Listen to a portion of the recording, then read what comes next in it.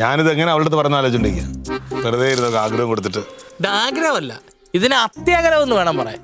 എൻ്റെ ലില്ലിപ്പെണ്ണിന് ദൈവാധീനം ഉണ്ടായോണ്ട് അത് കറങ്ങി തിരിഞ്ഞ് അതിനുള്ള യോഗ്യത ലില്ലിപ്പെണ്ണിലേക്ക് തന്നെ വന്നിരുന്നു. അല്ലാതെ എന്ത് സോപ്പ് എങ്ങനെയുണ്ട്? നീ കൂടെ എടുത്താൽ പറഞ്ഞപ്പോ സോപ്പ് ഇടുന്നുണ്ടാ? സോപ്പ് ഏതാണ് സത്യം ഏതാണെന്ന് ഏട്ടന് തിരിച്ചറിയാൻ അറിയോ? ഇതിപ്പോ ഈ അക്ഷയ സെന്റർ തുടങ്ങുന്ന ആളുടെ മിനിമം വിദ്യാഭ്യാസ യോഗ്യത എത്രയാ? +2. അത് ആരാ തീരുമാനിക്കുന്നത്? നമ്മളൊന്നും അല്ലല്ലോ, ഗവൺമെന്റ് അല്ലേ. അതിപ്പോ സുരേഷ് ഏട്ടൻ വിളിച്ചു പറഞ്ഞുകൊണ്ട് ഏട്ടൻ അറിഞ്ഞു. അത് ഇക്കാര്യം അങ്ങോട്ട് ചേച്ചിയോട് തുറന്ന് പറയണം. ഇപ്പൊ ഏട്ടൻ എത്ര പേടിക്കണം എന്തിനാ? എനിക്കും അതാ മനസ്സിലാവാത്തത്. പേടിച്ചിട്ടൊന്നും അല്ലെന്നേ, വെറുതെ ഇരുന്ന് അവിടെ അടുത്ത് പറഞ്ഞെടുത്താനല്ലേ ഇങ്ങനൊരു സംഭവം ഉണ്ട്, നമുക്ക് തുടങ്ങാടി എന്ന് പറഞ്ഞു. അവൾ ഒരുപാട് ആഗ്രഹിച്ചു. ഇനി അതില്ലെന്ന് പറയുമ്പോൾ അവൾക്ക് എന്ത് വിഷമായിരിക്കും? ഉള്ള കാര്യം ഞാൻ പറഞ്ഞേക്കല്ലേ, അവള് വിഷമിക്കുന്നതാണ് എനിക്ക് പറ്റൂല. എന്നാ പിന്നെ ഞാൻ പറയാം. അതല്ലേ ഇതിപ്പോ ചേച്ചിക്ക് അതിനുള്ള യോഗം ഇല്ലാതായി പോയി, എനിക്കാണ് ആ യോഗം. അത്ര ഉള്ള ചേച്ചാ ഞാൻ പറഞ്ഞോളാം. ഇനിയിപ്പോ അത്ര വലിയ കാര്യമാണോ? ഞാൻ പറയാം.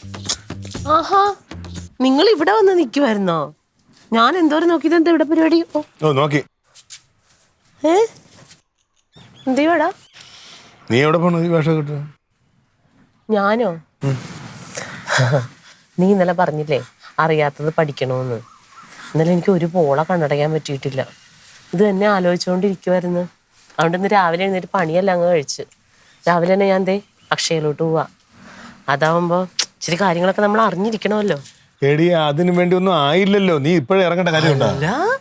ആയിട്ടല്ലല്ലോ ഇതൊക്കെ ചെയ്യണത്. നീയല്ലേ 24 മണിക്കൂറും പറയണത് എന്തെങ്കിലും അറ്റത്ത് എത്തുമ്പോഴല്ല ചെയ്യേണ്ടത്, നേരത്തെ അതൊക്കെ കരുതി വെക്കണമെന്ന്.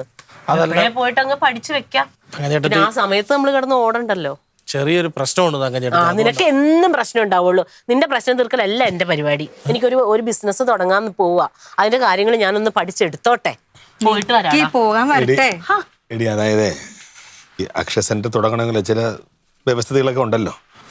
അപ്പൊ അതിന് അതിന്റെ പ്രായപരിധി 18-നും 50-നും ഇടയിലായിരിക്കണം. അതുമല്ല, ഈ ക്വാളിഫിക്കേഷൻ നോക്കുമ്പോഴേ നമുക്ക് പ്രീ ഡിഗ്രിയോ +2 മിനിമം വേണം. അപ്പൊ എടി അതിനുള്ള യോഗ്യത ഓരോന്നിനും ഓരോ ക്രൈറ്റീരിയ ഉണ്ടല്ലോ. അപ്പൊ അങ്ങനെ നോക്കണമെങ്കിൽ +2ഓ പ്രീ ഡിഗ്രിയോ പാസ്സായ ആൾക്ക് മാത്രമേ അക്ഷയ സെന്റർ തുടങ്ങാൻ പറ്റൂ. എന്നിട്ട് അല്ലാതെ തങ്കച്ചേട്ടത്തേക്ക് അത് പറ്റത്തില്ലെന്നാണ് ഈ പറഞ്ഞു വന്നത്. ഇതാണ് തലയണ മന്ത്രം. തലയണ മന്ത്രം എന്റെ പുറകെ ഇരിക്കുന്ന ഇവിടെ ഉണ്ടല്ലോ, ഇവൾ ഇന്നലെ രാത്രി ഓതി തന്നത് അല്ലേ? അല്ലേ? ഇപ്പൊ ഞാൻ അതൊന്ന് ചെയ്യണതിന് നിനക്ക് കണ്ടുകൂടാ. അതാണല്ലോ ഇപ്പൊ ഇത് അല്ലേ? അത് കൊള്ളാം. ചേച്ചി 10ാം ക്ലാസ് തോറ്റത് എന്റെ കുഴപ്പമാണോ? തോറ്റിട്ട് പഠിപ്പ് നിർത്തിയത് എന്റെ പ്രശ്നമാണോ? ഇത്രയും നേരമില്ലാത്ത ഒരു പോലീസുകാരനായിട്ടുള്ള നീ ഇതുവരെ അറിഞ്ഞില്ലായിരുന്നു. അല്ലല്ല, ഞാൻ ലില്ലി, നീ ഒരു കാര്യം മനസ്സിലാക്കണം. നിനക്കാണ് അക്ഷയ സെന്റർ തുടങ്ങി തരാൻ പോണേന്ന് അറിഞ്ഞിട്ട് ഒന്നും മിണ്ടാതെ സന്തോഷത്തോടെ കേട്ട് നിന്നതാണ് ഞാൻ. ചേച്ചിയുടെ പേരിലാണെന്ന് പറഞ്ഞപ്പോ ഞാൻ വല്ലതും മിണ്ടിയോ? ഇല്ലല്ലോ. അന്നേരം ഒന്നും മിണ്ടിയില്ല. അതിനുള്ളത് നീ ഇപ്പൊ ചെയ്തല്ലോ. കനക, നീ ഇത് അനുഭവിക്കും. ഇതിന് നീ അനുഭവിച്ചിരിക്കും കേട്ടാ.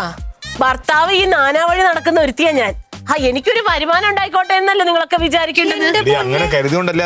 നീ എന്നെ ഇങ്ങനെയാണോ മനസ്സിലാക്കിയിരിക്കുന്നത്? ഇങ്ങനെ തന്നെയാണ്. ഇതെനിക്കൊന്ന് അറിയണം. ഇത് അങ്ങനെ അല്ലാന്നെങ്ങാനും പറയുവാണെങ്കിൽ കനക, നമ്മൾ തമ്മിലുള്ള ബന്ധം തീർന്നു.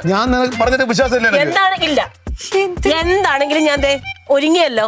അക്ഷവരെ പോയാ മതിയല്ലോ എനിക്ക്. ഞാൻ പോയിട്ട് അറിഞ്ഞോളാം കേട്ടോ. സത്യം നിനക്ക് എന്തായാലും നിന്റെ സ്വന്തം കൊടങ്ങാവിളക്കാരി പെങ്ങളല്ലേ വലുത്.